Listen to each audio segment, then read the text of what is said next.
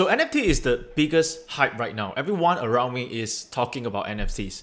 Every influencer I follow on social media is into NFT, and even a few good friends of mine probably already made millions of dollars from NFTs. Even my gym buddy is talking to me about NFTs. In this video, I'm going to share with you why I'm not into NFTs yet. And I'm not saying that you shouldn't believe in it. I actually believe that NFTs are amazing. But there's a reason why that I'm not allowing NFT right now to distract me, because I have a $100 million game plan. And something that you're going to learn from this video is that you do not want to jump into every single hype. And I'm not saying this because I'm salty, I didn't get into the project early. I've actually been dollar cost averaging into multiple crypto projects about 2 to 4 years ago, and I'm still holding many of the projects that I bought in 2018 until now, which have already made a significant gain. And the reason why I'm not into NFTs is because of the season I'm in right now, and hopefully you can learn a lesson from it. In fact, I really think that NFT is going to be amazing in the future, especially in the gaming industry.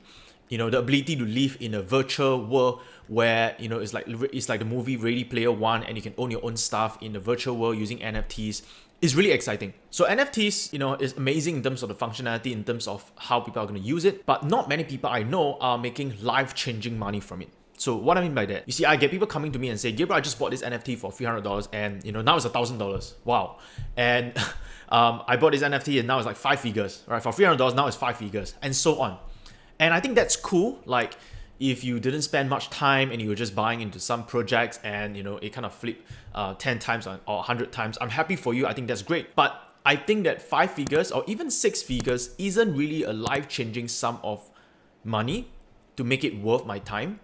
And for some of you here, it may not even be worth your time, because you see, when you look at the reward that's coming in, you always have to look at what was the risk that you have to take. And what was the, not just money, but what was the time and resources and energy that you have to put in? And is it worth that resources and time that you're putting in order to buy this project? So you see, the people who are buying, most people who are buying are either now speculating, which means that there's a high chance that they may have one project that's doing well, but they could have another 10 projects that's shit, okay? And for those people who know what they're doing, and I know some of them who really know what they're doing, they are like almost an expert in NFTs. They are doing it almost like a full-time job. What I realize is that the people who are making life-changing sum of money, and I mean like 7 figures and above, right? Life-changing sum of money from NFTs. They have two things. Number one, they have a pretty sizable sum of money and they can be reckless with it.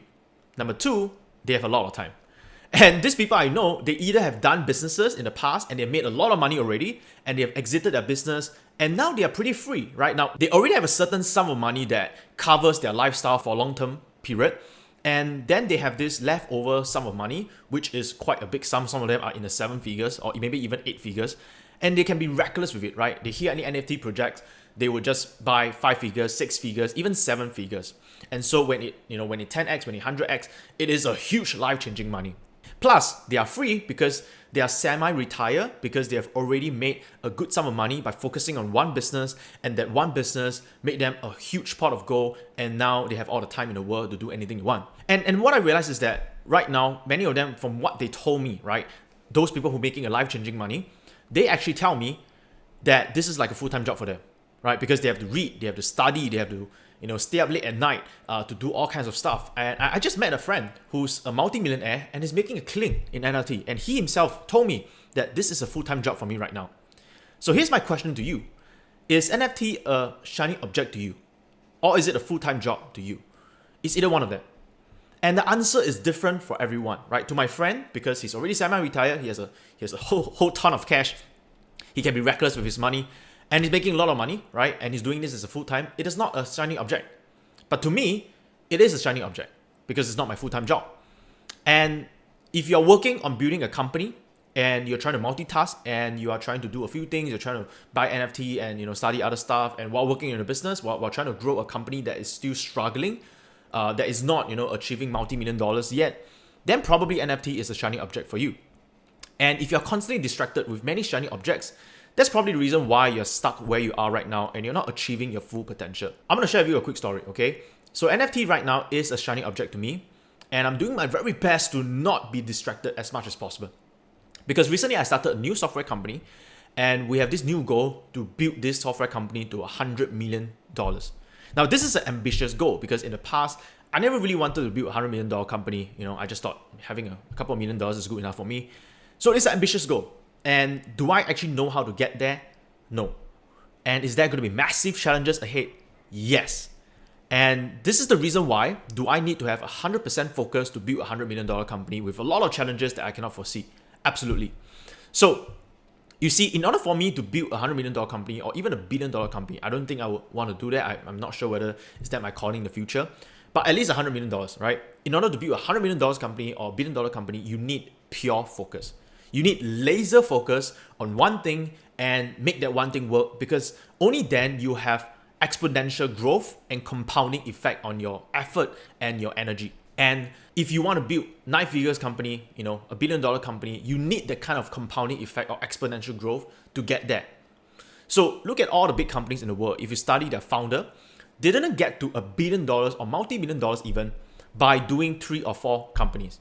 They just work on one company with no distractions for at least 10 years or even 20 years before moving on to other things. So if you look at Apple, you look at Amazon, you look at Alibaba, you look at Facebook, you look at Google, these are companies built by founders who work on that one thing for a decade or two and had no other distractions, okay?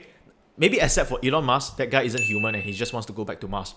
But that one exception shouldn't be that model that we should adapt for ourselves, right? If you look at Elon Musk, he's crazy. I don't want a life like Elon Musk, even though he's doing amazing job, amazing work for mankind. But I don't want that kind of life. I don't want to have to sleep in the office or sleep in my factory and having to work 14, 16 hours a day and have no time for my family.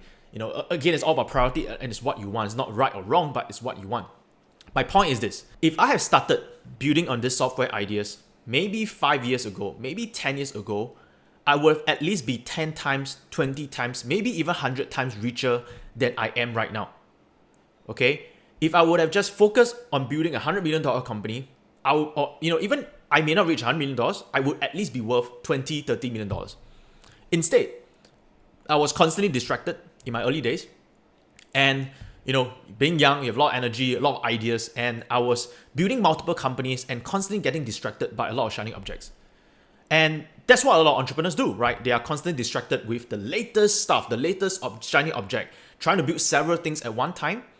And again, there's nothing wrong that you can still build multiple 7-figure company, just not 8, and definitely not 9-figure or even more companies by building multiple. And the reason again is because there's no compounding effect and no exponential growth, right? The exponential growth can't happen when you're splitting your focus between multiple companies, okay? And there's a lot of challenges that is hard for you to solve.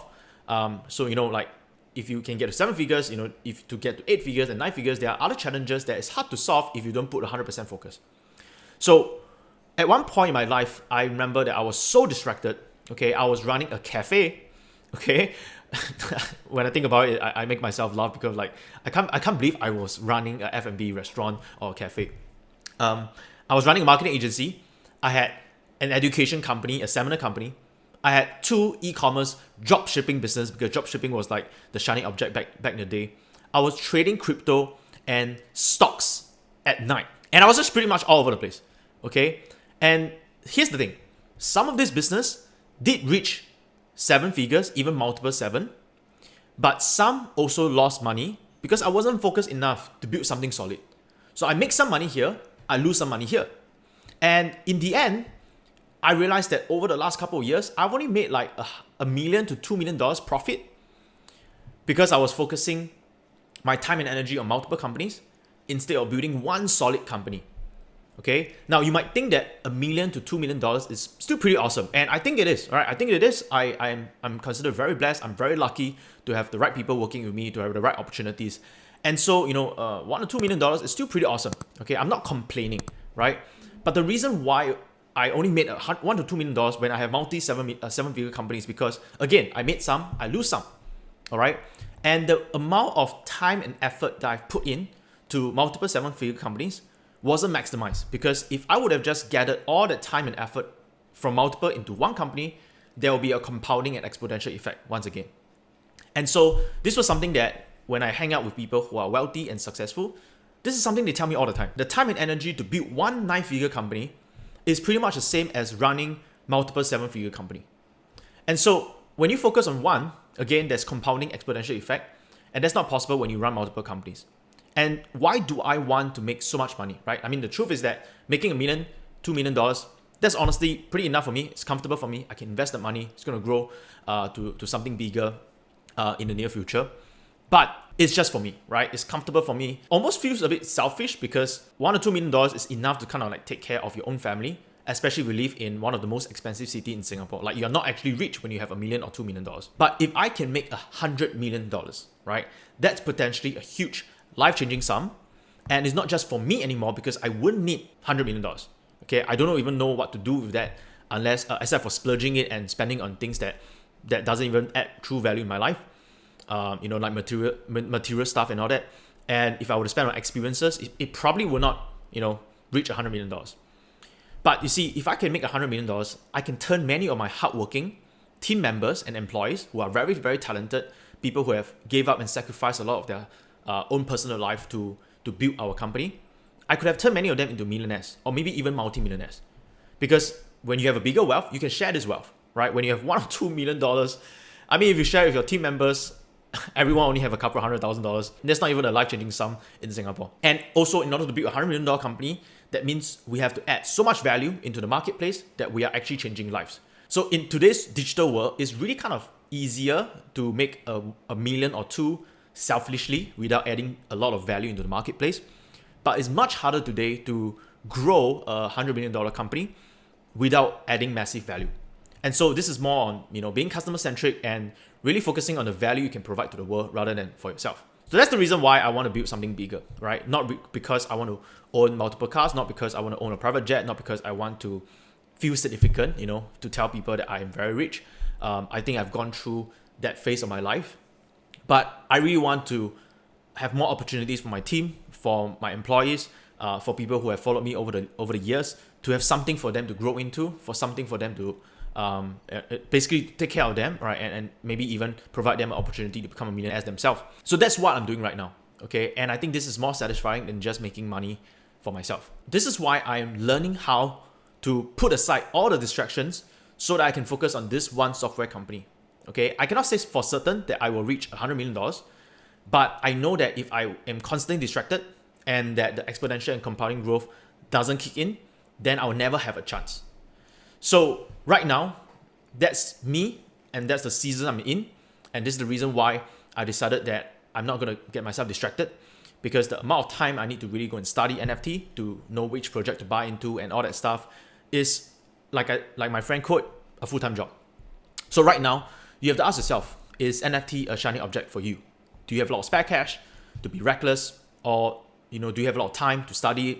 And if you don't have both, then it might be a shiny object for you, and you might be better off focusing on what you are currently doing, all right, your active income, and really do your very best to reach the top in your field, and that will probably give you a better return on your time and effort. And by the way, there will always be another shiny object, okay? Please don't jump into any stuff because of FOMO, because you feel like you're missing out. Over the last, at least I can say the last 15 years of my life, when I'm doing business, when I am, in this entrepreneurship journey, there's always a new shiny object. Okay, there's always a new one, right? I trust me, after NFT, there's going to be something new, there's going to be something exciting, there's going to be a new hype. So I think when I reach a point where I have so much money, I can be reckless with my money, and I have a ton of time, then I probably, jump on the next shiny object and have fun with it and make money from it. So that being said, if I do have a tip from a friend who has done all the research for me and kind enough to give me, pointers of what kind of NFT project to buy, I may buy some, right? The whole point is that I don't want it to take too much time away from me. I'm not so much concerned on losing money. I set aside about 10% of my investment fund to really invest in things that are riskier. But again, it's more on the time to research and to understand what to buy, how to buy, and all that stuff. So if I have a friend who says, and a friend that I really trust, of course, that tells me, I've done all this research, I know this project is good, I may buy some. So again, it's more on the time and energy rather than just the money part. And also, I still do a investing strategy of a long-term approach, right, which is dollar cost averaging. And that requires very little time after an initial research is done. So for example, I do believe in NFT, just that I'm not selecting, individual projects. So I rather buy into blockchain projects that enable NFT. So for example, Solana, Ethereum, and I believe Cardano is also starting to come out with NFTs or NFT projects being built on Cardano. And so these are some of the projects that I am dollar cost averaging in, which means that I don't care what's the price right now. I don't care is it going up, it's going down in the next few months. I know that it is going to be a big thing in 5 years, 10 years. So what I do is I just set aside a sum of money, okay, from my income every single month, and I just buy into it, right? So like if I set aside $5,000, I'm just going to buy into $5,000 equally to these different projects. And every month I'll just do it at the same time, same day. And that doesn't, I don't have to care about the price. I just keep buying in every single month, and that's called dollar cost average. If you talk to people who are very, very successful in investing, in the investing world, they can tell you that dollar cost averaging is one of the most certain investment strategy that doesn't require time and effort and has a huge potential of making you money in the long run. And so that's my approach. And this is the reason why I've been buying into some major cryptocurrencies like Bitcoin, Litecoin, Cardano, Ethereum. Since 3 years ago, I've been kind of building my portfolio and just buying every single month without me doing anything. So sure, there's up and down in the market, but over the last 2 years, it actually grew a significant size, because if you don't look at the up and down short term, if you look at it just in the 3 years, even if you buy at all-time high in 3 years ago for Bitcoin, it still went up 6 times. So think about that, right? And it doesn't require any time and effort from my side. I just know that, okay, this is going to be the future. I've done my initial research, and I'm just going to keep putting money in there and keep sowing money in every single month, without even looking at the price. And I know that 5 years down the road, 10 years down the road, it is still going to reap me a huge reward without me being stressed out over what to buy, without me being, buying this right now, exiting at the right price, and knowing when to exit the right price with all the research and all the learning I have to do. So that's not for me right now, unless I do it as a full-time job. Hopefully this video helps you understand the power of focusing all your time and energy on one thing. If you really want to build something big and something meaningful, you have to really focus on one thing and really just cut aside a lot of distractions, unless you have a lot of money, a lot of time. So let me know in the comment section what are your thoughts. Do you agree? Do you disagree? And why? Like, I don't believe that I'm always right. I like people to challenge my perspective, and that's also how I learn. And if we can help each other do that, we can help each other learn. So that's all I have for you in this video. Remember to like and subscribe, and I will see you next time. Bye for now.